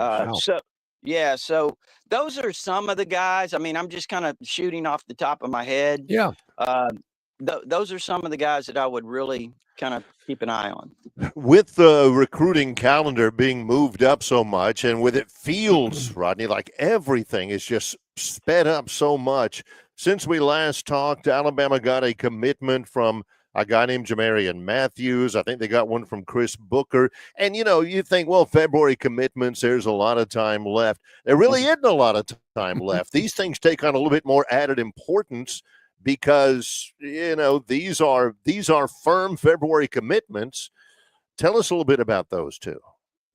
Yeah, I think Chris Booker, he's a guy that, again, he wasn't really well known. And so he wasn't highly rated. Now, all of a sudden, these networks are rating him a 4-star. But he does have a lot of potential. I mean, he's 6'4". He's got really long arms. He's only 270, but he has a frame to really fill out. He's got the athleticism. He's got the feet, and he's got a mean streak on that field. I'm telling you, he flips the switch. You watch his tape. He plays through the whistle, and he's a guy that I think has the right mindset. Now, he says he's 1,000% committed. He just got an offer from Florida, and I think some others are going to be coming in. So We'll see. And then Jamarian Matthews, he's at Sparkman out of Madison, one of the top players in the state, 6'2", maybe 6'3", 240, an edge guy that I was talking to a defensive coordinator in the high school ranks who's been around for 30 years. And he told me, he said, look, I see him as a guy that's going to fill out and potentially become an interior defensive lineman. He said, just looking at him. Now, we'll see. But he does have a lot of pass rush ability, got nearly 30 sacks over the past 2 years. Now, here's the key, too. He's apparently going to move over to Gainesville, Georgia, and play for Josh Niblett, the former Hoover coach. So keep an eye on that. I think he's going – I don't think he's there yet, but he's certainly in the transition. And then another one coming up this week, tomorrow actually, is Bear McWhorter He's an offensive lineman out of the state of Georgia, out of the Cartersville, Georgia area. And with a name like Bear, where do you think he's ending up? he's 6'3", 295 or so, really top interior offensive lineman over in that state. One of the top interior offensive linemen. Alabama, Michigan, Penn State. Some others are in on him really, really hard. So, but I like kind of where Alabama stands heading into that one. Rodney, have you had an opportunity to watch any of the series, The Tide That Binds, that's on Fox Nation? John, I hate to tell you, I have not, but I've heard a lot about it. I'm good. When I get time, I'm going to actually sit down and watch it. I guess there's more coming, right? 4 more. Yeah. What have you heard about it? Because I'm going to give you my take. Well, I just heard that Jamarcus Shepard, the wide receivers coach, is certainly one of the standouts of the John first mentioned edition. him. Yeah, he is. Yeah. So I heard that, and overall, when you're dealing with Alabama fans, if you hear something, if they have a positive reaction, it certainly gets your attention because, it can be really negative at times, but they seem to like it. Yeah, I mean, it's very well produced. I will say that. You are seeing parts, in the locker rooms, in meeting rooms. You're hearing the communication through the headsets during a game between the coaches. There's some fan segments as well, and there's a segment of DeBoer with his family and whatnot. I feel like I've seen this before. I mean, I know it's a new era with Kalen DeBoer. And I was a little surprised that Alabama gave him so much access to this. I guess, Rodney, in this day and age, if we don't do it, somebody else is going to do it and use it against us or use it as a recruiting tool or whatever. I just kind of wondered how many 18, 19-year-old kids watch Fox Nation. Well, that I don't know. Yeah. But I'll say this, and you mentioned that, Saban, as tight as he was, as tight of a ship as he ran, he was really good at picking spots and allowing ESPN. Now, it wasn't going to be a local media. It wasn't going to be local. It was going to be national. Yeah. But he allowed them to come in and highlight the program, give them access in a way that gave Alabama great exposure, so I think based on the responses I've heard, again, I haven't seen it, but based on the responses I've heard, been very positive about this this first edition that they put out. So I do think that it's especially this day and time right now, to be able to get that kind of exposure, I think is really good.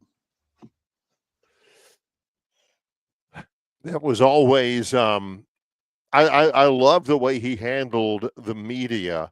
A lot of times he would send messages to his players, and you could tell the only reason why he was even talking on the media was so one of his players would see it and think, "Oh Right. man, that's me." Always, never did anything, never does anything without a purpose to it. He never does anything frivolously at all. Yeah, and here's the thing too, John and Barry. I'd be sitting next to what I consider prominent media people. People in the state that I really had a lot of respect for, that had been around for years. And they'd look at me and they would say, man, when you sit in on Nick Saban's press conferences, I'm learning a lot about life, just sitting here listening to him. Yeah. And, I would say, yeah, I mean, I feel the same way. I didn't want to say anything because I kind of felt dumb to say it, but it was true. I mean, he was sending messages not only to his players, but I think he sent messages that were beneficial to people, just the media sitting in there listening. Yeah, just people. Yes. Yeah. In general. Yes. That he did. There is no doubt. Hey, Rodney, obviously so much great content at Tider Insider, TITV, your book as well. I know that's still very popular. Let our viewers and our listeners know exactly how they can get more information about what you do. Yeah, it's TiderInsider.com. It's only $48 a year, and you can get instant access with your credit card. If you prefer, there is an address there to send a check, and that gives you all our premium information, which all includes, obviously, our community of Alabama fans there. A lot of exchange, man. I'm telling you, there's really knowledgeable posters there. You watch basketball, I mean, they break it down, or football, whatever. They're really good. And guess what, John and Barry? We added a softball forum by popular demand after all the success that Alabama's had. I mean, these people wanted a softball forum. So we've got the Rhodes House now. How about that? I love it. Oh, that I see. Rhodes Stadium, the Rhodes House, very nice. How do people sign on? Yeah, just go to the member center, the member center on TiderInsider.com. There's a link there. You can click on it. You'll see a link that says join now. And you know what? Just fill out the form. And again, it's only $48 a year. And then also, John and Barry, just real quickly, the book, Bigger Than Bama. Yeah. It's like I said, it's continuing to do well. And you can go to rodneyorr.com or you can go to amazon.com. You can get all the details there. If you're interested, certainly you can see how to make the purchase. Rodney, as always, man, we appreciate your time. Always a big part of our week. We always look forward to it. Look forward to talking with you again next Thursday. Okay, John and Barry, I always appreciate it. You guys take care. Take care. Thanks very much. Rodney Orr at TiderInsider.com joins us.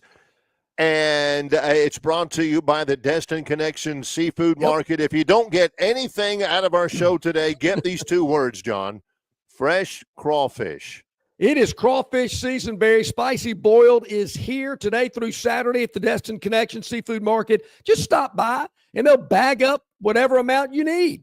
Also, live crawfish coming in tomorrow morning, so call ahead to reserve your amount to be picked up Friday or Saturday. That's 288-4272, 288-4272. They have all sizes of fresh Gulf shrimp, medium, large, jumbo, also fresh Gulf shrimp, seafood arriving daily. You know, you've been knowing about that as long as we've been associated with Rodney and the Destin Connection. Fresh seafood arriving daily, 3750 Norman Bridge Road.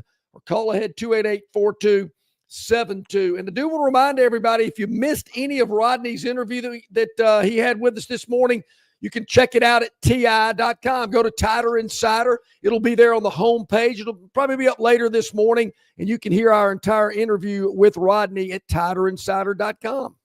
When we come back, it's about that time. Yeah, it is. Two of the greatest media personalities in this nation were at the opposite ends of this last night. On ESPN, the Scott Van Pelt show after a lot of the action, it led with this one, but Scott Van Pelt was evidently on the other side of the emotional scale than the Phantom was. About number one thing he brought up had to do with Maryland, Michigan State last night. You know, Van Pelt's a Maryland graduate. Yes. He's an alum. Yep. He might have been at the game for a little while before he moved to the studio. We'll talk about that and recap the Phantom's daily dog from yesterday and the Phantom's dog of the day for today when we come back. In association with Yellowhammer News, it's Longshore and McKnight, presented by Bud Light.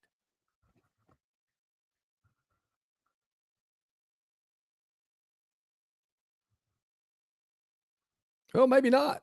How about this just go ahead and doing it right now? Yeah, maybe not. Yep. I thought we were going to a break, maybe a lock-up at network control. We'll see how that goes. Golly, I had something that I was going to talk about when we came back. I wanted, before Bart joined us today on the program, I wrote it down. Don't you hate when you forget something like that? Oh, this time in this day and age, it happens more and more often than it ever has for me before. Yeah. But I can't remember. But anyway, you mentioned a game last night that was played at Maryland. Sellout crowd, Big Ten matchup, impact on the Big Ten race and on the top 25 and on, the NCAA tournament seeding and all that. It was a big deal. Mm-hmm. Yeah. It was a big deal. Now, here's the deal. Yes.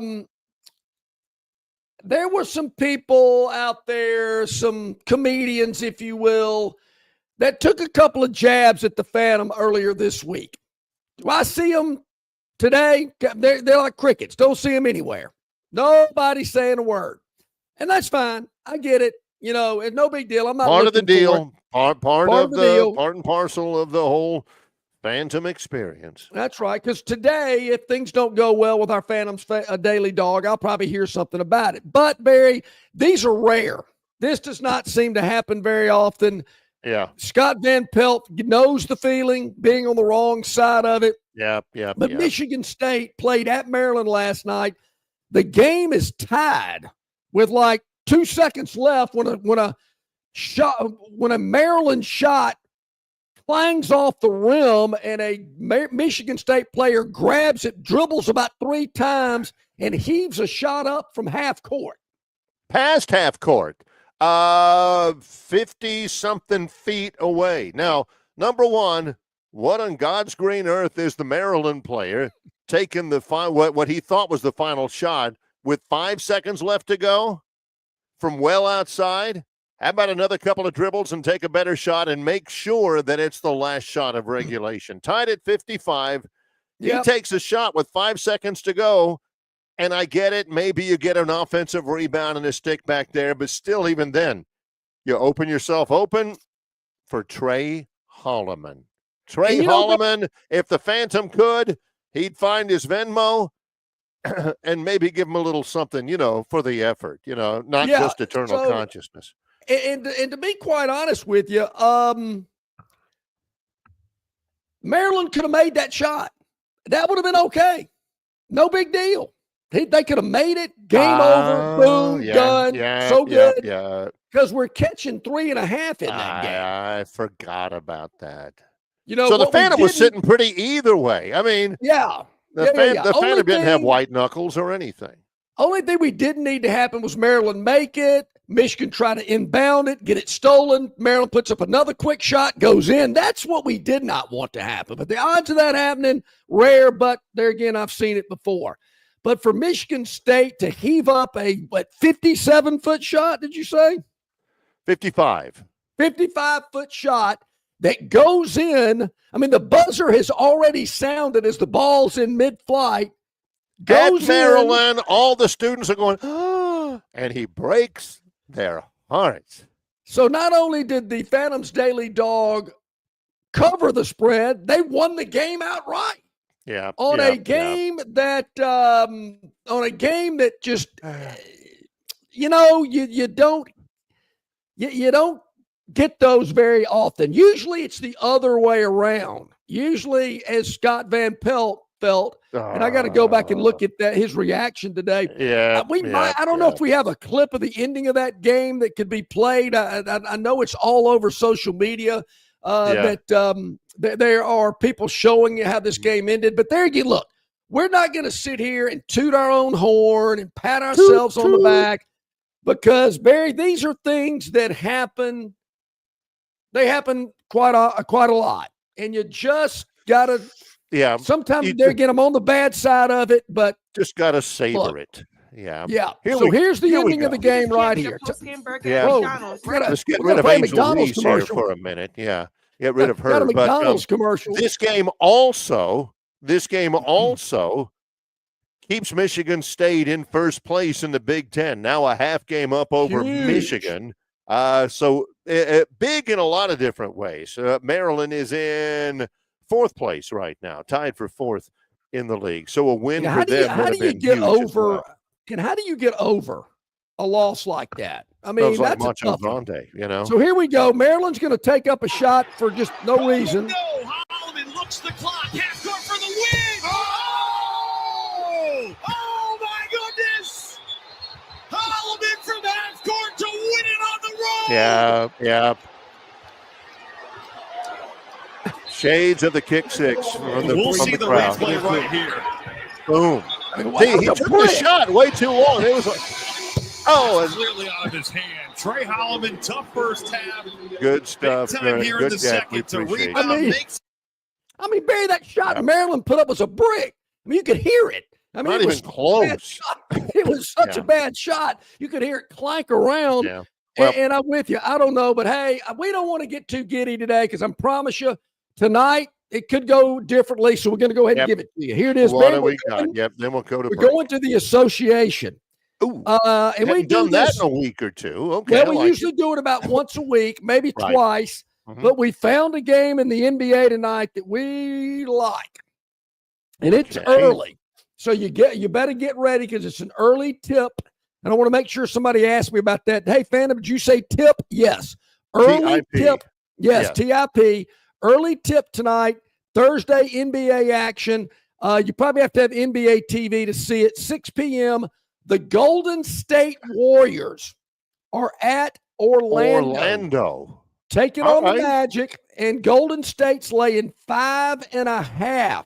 On the road. On the road.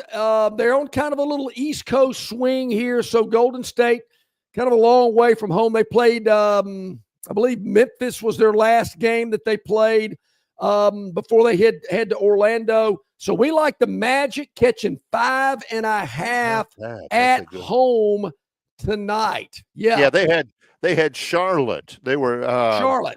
They had Charlotte before they played Dallas, Charlotte. Now they're at Orlando. Correct. Yes. I like this kind of, they've been on the road a minute. So we're going to take the Magic plus the 6 at home. Yep. Hosting the Warriors. There we go. That is the Phantoms dog of the day. Coming off a winner yesterday. Hopefully, like John said, Bart Hyche, a busy man right now. He's got a high school playoffs. We may get him, we may not. We'll see if we can find out coming up after this timeout. It's Longshore and McKnight, presented by Bud Light. Don't miss your chance to win big at Victoryland Casino. Play the latest, hottest, most exciting games around with fun bonuses and big jackpots. Don't miss out on your free play. Stop by Player Rewards today and check out this month's exciting free play promotions. Come see why our players keep coming back. You'll have more fun at Victoryland Casino, where you can be a winner too. Victoryland Casino, located off I-85 exit 22, Shorter, Alabama. Must be 21 or older. All right, man, grab a Budweiser and take a knee. It is the best time of the year. It's baseball season. That means sunshine. It means behind-the-back peanut tosses. And it means sharing some cold, frosty Budweisers with your boys. Because there's nothing more American than watching America's game with America's beer. So let me ask you something. Are you ready to bring your A game? Are you ready to cheer every frozen rope down the line and amazing catch at the warning track? Are you ready for pitchers' duels and slugfests? Tell me, are you ready for the thrill of an incredible walk-off victory? I can't hear you. Are you ready for Budweiser and baseball? Then get on your feet, raise an ice-cold Bud, and let's make this season larger than life. Great times are waiting. Grab some Bud! Enjoy responsibly. Budweiser Beer, Anheuser-Busch, St. Louis, Missouri. Phoenix Physical Therapy is ready to help patients recover, recharge, and rise. They develop a customized therapy plan for each patient to get them back to enjoying their favorite activities. Their experienced team is committed to providing exceptional care in a professional environment. Whether you're looking to prevent or treat an injury, recover from a recent illness, or recuperate from surgery, schedule an appointment with our clinic and take advantage of our physical therapy, athletic training, workers' comp, and employer solutions service. Experience elevated physical therapy today. Call Phoenix Physical Therapy at 239-9316. That's 239-9316.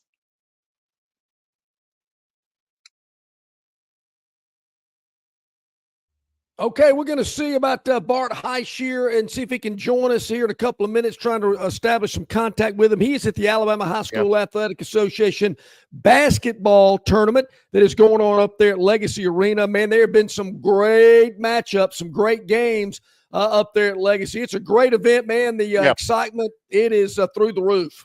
Yeah, there's so many underrated things out there in sports, and as a matter of fact, a couple of them are going on right now.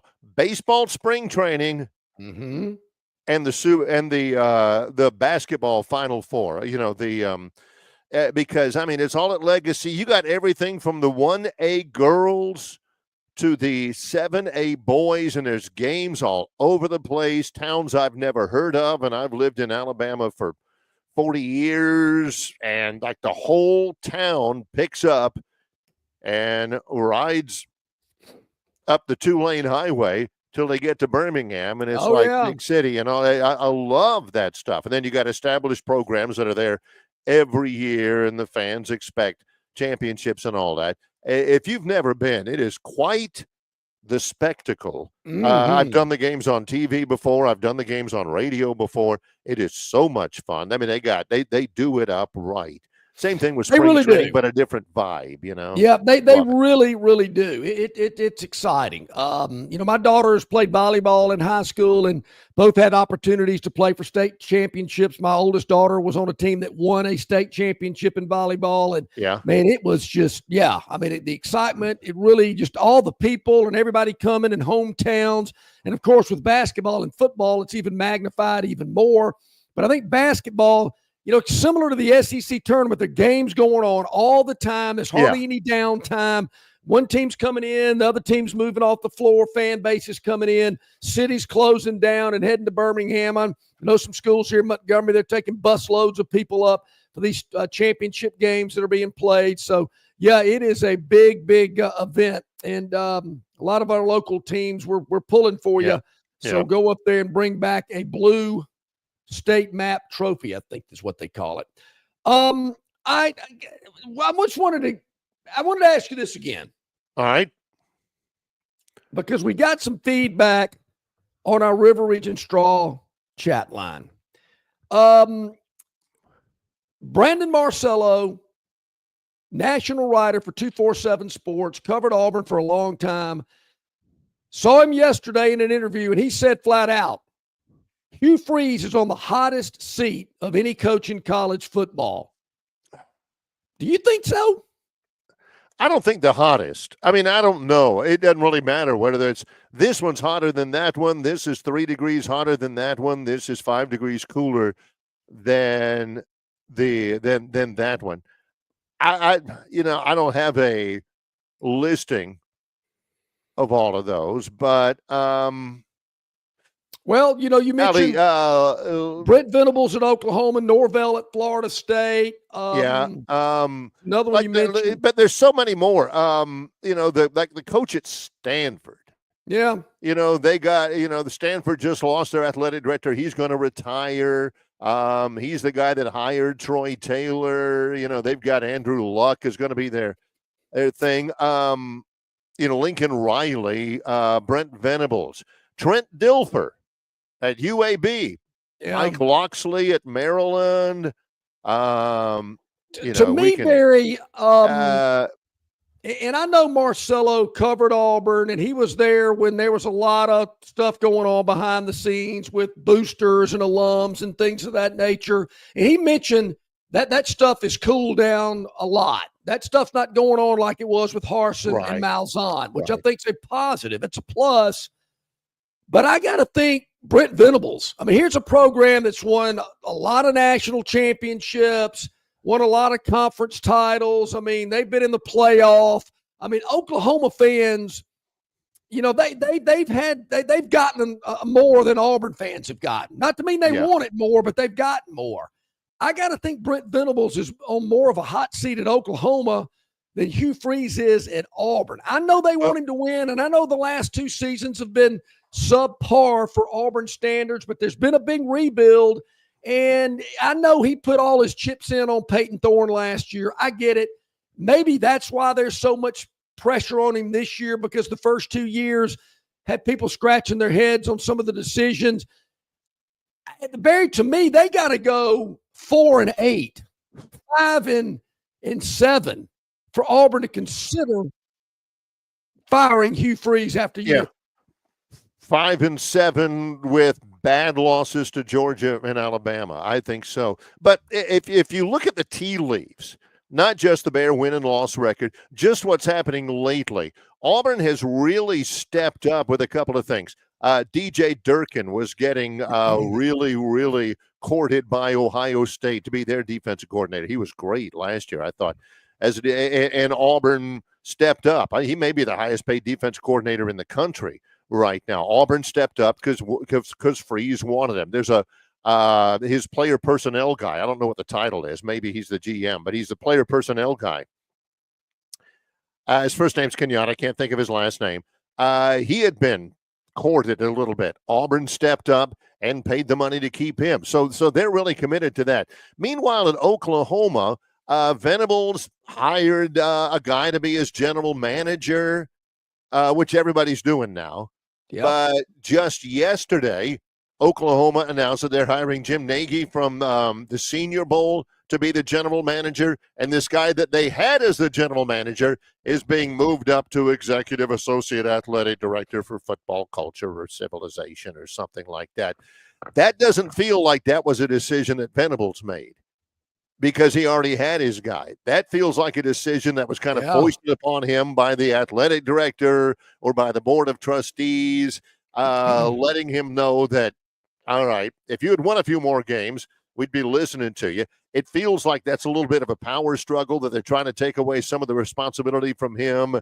And, okay, you start winning, then we'll give you the benefit of the doubt. But until then, this guy needs to be your guy. It's not somebody that he hates, but it's not the guy that he had originally had in mind. So if you're looking at the tea leaves, Auburn is showing renewed support for Hugh Freeze. Guys that they could have lost, then in the past Auburn would have lost because they didn't want to pay the money. They're keeping those guys. Meanwhile, in Oklahoma, they're saying, yeah, I know you hired this guy, but this is the guy you should have hired. We're going to hire him. You move the other guy up to whatever you want to. It feels like the level of support is eroding underneath Brent Venables' feet. Yeah, I mean, Bear, you can only live off the Alabama win for so long. I mean, I'm sure that's what he's been, hanging his hat on. But, I mean, come on, really? Beating a 9-4 Crimson Tide team? Is that really enough to keep you around another year or two? Beating Auburn in Auburn? Is that a is that something that you put on your sweeping CV? The in-state teams, and that keeps you around a little longer. I just don't know. I don't know anything at all about this website, but I'm looking at it right now. It's called coacheshotseat.com. Dennis, I know you're watching. Write it down, coacheshotseat.com.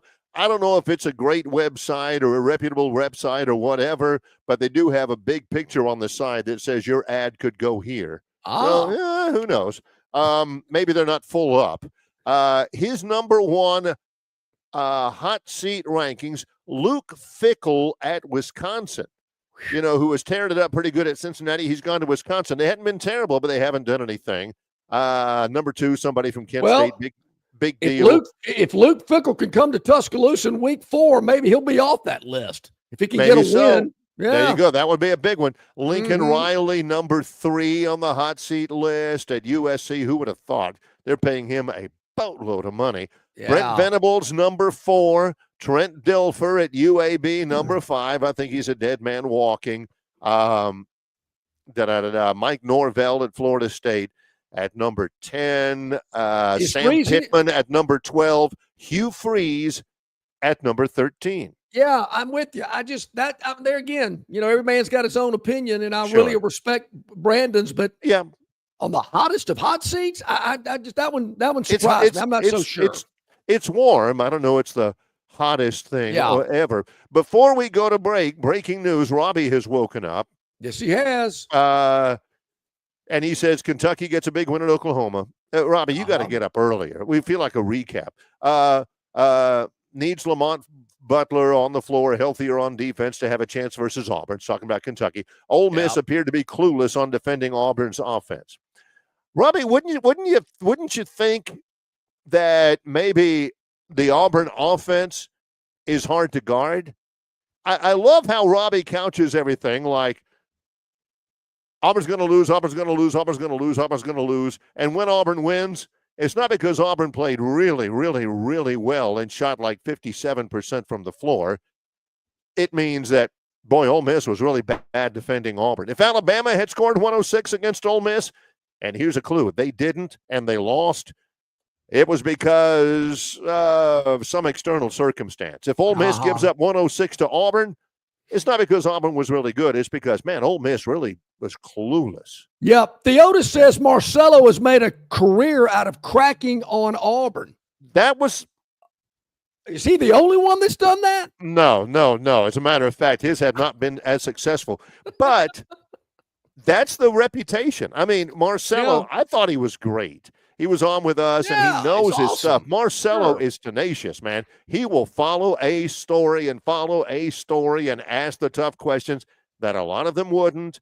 And, I mean, he'll get to the bottom of it. It may take him a while. He may get sandbagged a little bit. He'll get it. And, man, some of the Auburn fans, they wouldn't read him if you paid them to, because why do we have somebody covering Auburn who hates Auburn, who keeps asking hard questions and expecting answers and stuff?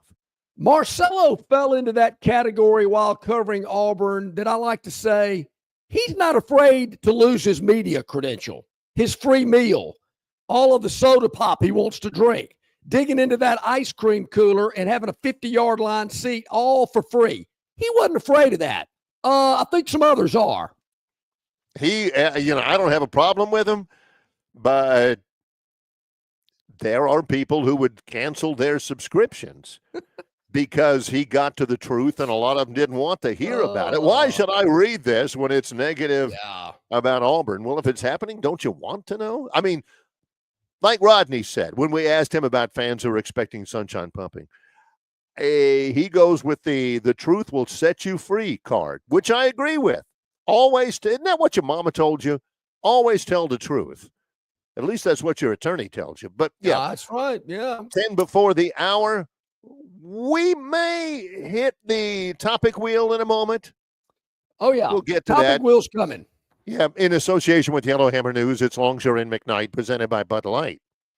Hey, folks, you got to take advantage of the incredible holiday savings at Stivers Ford in Montgomery, where they sell America's best-selling truck for 50 years in a row, the F-150. And you can get an F-150 at 1.9% APR for 60 months or up to $15,000 off MSRP and no payments for 90 days. Hundreds to choose from. Your F-150 is on the lot right now. Also, F-150 Lightnings, $15,000 off MSRP and 0% APR for 72 months. What about the stylish Ford Bronco? Up to $10,000 off MSRP, starting as low as $34,990. And it started it all with the Ford Explorer. You can get one for up to $8,000 off MSRP, as low as $33,900 and 1.9% APR for 66 months. Folks, Stivers Ford is loaded with cars, trucks, and SUVs priced to sell. Stivers Ford, 4000 Eastern Boulevard in Montgomery, where price sells cars.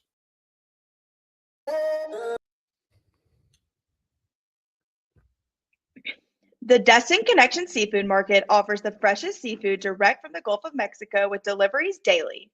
Snapper, grouper, pompano, flounder, copia, along with medium, large, and jumbo shrimp, hand-picked crab meat, and chucked oysters. They can even cook your order for easy, quick pickup. The Destin Connection can make a po' boy with any of their seafood items that folks in New Orleans rave about. Go by and see them at 3750 Norman Bridge Road or call 288-4272 for pickup orders. Okay, welcome back in, everybody. Glad you're with us. So about 7 or 8 minutes to the top of the hour. Barry, Ric Flair turned 76 earlier this week, and Ole Anderson passed away a year ago. Dennis asked, John, thought? Sorrow, regret, yes, respect, correct. Mindful of their passing. Thoughts about Ric Flair turning 76? My only thought about Ric Flair, and I love Ric Flair. We had him. Did we have him on the show? Well, we did have him on our show for one like time. 30 seconds. Yeah, it was at the end of the show because he called in late. Yeah. I don't know how to say this judiciously, but out of all of the wrestlers that Dennis keeps updating us on of their demise, he's lived a lot longer than I thought he would. Is that bad to say? No, I hear what you're saying. I know what you mean. Maybe he lives a little healthier lifestyle than most wrestlers. Mal, I got yours as well. I'm going to save that for Bart. That's a lot to digest because I'm not real sure, but that's very interesting about Gonzaga and where they're projected. And the net, we'll ask Bart about that. All I right, do not. Gern, see Yep. if we can get that Victoryland 777 topic wheel locked and loaded on this Thursday. Tomorrow I will be in Prattville at Stivers Chrysler Dodge Jeep Ram in Prattville. Where will you be tomorrow, Barry? I'll be here in Hattiesburg. Yeah. 5 Football. straight days on the road. And Wow. yeah, the road is getting long here. But hey, big The basketball long game tomorrow. and winding road. Yes, it All has right, been long and winding. Yes. spin it, Gern. Let's see what's up. Oh, I love it with a larger font. Now I don't I have do to squint. too. Yeah, very I do nice, too. Gern. Good job. And it's going to land on Troy. Hey, Man, all right, there we go. Just inching out weed. Yeah. All right, so I the wonder what that Trojans, you're weed's in about. Hatties. Yeah. You're Well, in there's- Hattiesburg, Troy taking on the Golden Eagles. Yeah, there's been a lot of winning this week at Troy. Of course, the number 18 Troy baseball team goes earlier this week, and number 21 Mississippi State and wins. Troy followed that up yesterday with a home win. I believe it was 6-2 over UAB. Troy women win yesterday over Texas State. Troy men win in their last game this past Tuesday over Texas State by 5. In second place right now in the Sun Belt Conference. I'm in Hattiesburg today, where tomorrow Troy will take on Southern Miss. That is a 7:30 start time. Final game of the regular season is Friday. The Sun Belt tournament is next week, and we're starting to get involved in all of that. Back at home, for the upcoming week, real quick, Friday begins a 3-game baseball series for Troy at Riddle Pace Field versus the Penn Quakers, coming in from the Ivy League. 4 o'clock on Friday. The Friday night concession specials, $2 draft. Can we say that $2 draft beer, Bud Light and Michelob Ultra, $3 hot dogs? The only thing you can't do, I understand, Barry, when you're promoting beer is actually drink it while you're promoting it. Okay, yeah. You never see a beer commercial where the guys are actually drinking the beer. Big basketball game tomorrow night as well. On the women's side, Trojan Arena versus Arkansas State, who's in second in the league. Troy's in third. That's a 7 o'clock start time on Friday night on ESPN+. $1 general admission tickets for that one. That is the final game of the women's basketball regular season. We're getting to the end of the year, John. Getting into postseason now, where it's starting to really matter even more. All right, Gern, let's spin it once again. See what we got going on. The Victoryland 777 topic. Where'd our logo go? We're missing our logo. All right, here we go on weed. Weed. You're probably wondering anything. What in the world could this be about? I got an idea. This does it have my to do with attention. Alabama State? It does. Okay, all right. Alabama College, one of first in the state to offer cannabis certifications to students. Yeah, I'm not going to read the whole article to you. It's mainly dealing with medical marijuana. As much weed as I smell in the city of Montgomery, I mean, whether I'm in my car on the golf course or just getting out of my car at the Publix parking lot, there's so much weed smell in this town. I don't get it. Well, obviously they're not enforcing that law, and now there is a course to certify yourself in cannabis. What is this all about? Yeah, John says, are they having labs? I mean, is there field research? What's going on here? I have a friend of mine who, and I know several people, not just a friend, I know of people who are getting into the medical marijuana business. I mean, they've got acreage planned out. They've got the facility to, cure it or bake it or whatever you do. No, you get baked, but you're waiting because there's this lawsuit going on to make sure that it's all equitable. You have to have a certain license. The state will grant you a license. And right now there's a lawsuit having to do with who gets licenses and who. So the whole thing is at a standstill. But it's a business, John. I mean, there are people who have invested a lot of money once all of this comes up and becomes becomes a thing, that they are locked and loaded with all of this medical marijuana facility to where they can. All this does is it allows you to become certified.